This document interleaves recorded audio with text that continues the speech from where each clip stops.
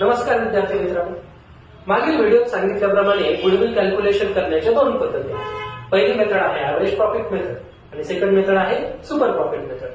पण मग super profit मेथडचा वापर कधी केला जातो? If the firm earn extra profit than the normal standard profit because of the higher reputation of the business.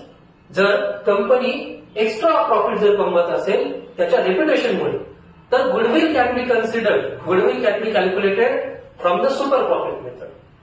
कसं कॅल्क्युलेट करायचं आपण बघूया. मागच्या 5 वर्षाचे प्रॉफिट आणि लॉसेस फिगर्स आपल्याला दिलेले आहेत. तर ऍव्हरेज प्रॉफिट आपल्याला पहिले काढावं लागेल. त्याआधी सगळ्यात आधी आपल्याला स्टेप 1 टोटल प्रॉफिट काढावं लागेल. टोटल प्रॉफिट करण्यासाठी आपल्याला 80,000 प्लस 95 प्लस 1,10,000 एक लॉस आहे 40,000चा, तो लेस करावा लागेल प्लस 85,000. याची टोटल जर आपण केली तर आपल्या लक्षात येते टोटल येते 3,30,000. सेकंड आता आपल्याला त्याच्यातून ऍव्हरेज प्रॉफिट काढायचं आहे. ऍव्हरेज प्रॉफिट काढताना total profit upon number of years. So that is 3,30,000 divide by 5, total येते 66,000. हा झाला average profit.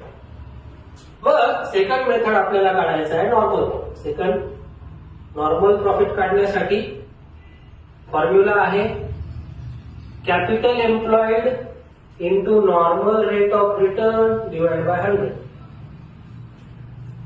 Capital employed figure is 3,50,000 into 12%, that is 12/100. त्याचं जर आन्सर काढलं, 0 कट केले, 0 कट केले, आन्सर येते 42,000. थर्ड स्टेप आहे आपल्याला कॅल्क्युलेट करायचं आहे सुपर प्रॉफिट. सुपर प्रॉफिटचा फॉर्म्युला आहे average profit minus normal profit. So average आला होता 66 minus 42,000, that is 24,000 is the super profit.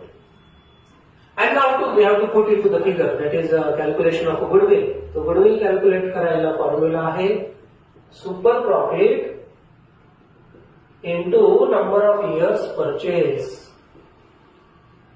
Number of years purchase 2 आहे, 24,000 into 2, that is 48,000. He 48,000 value आहे गुडविलची बाय सुपर प्रॉफिट. थँक्यू.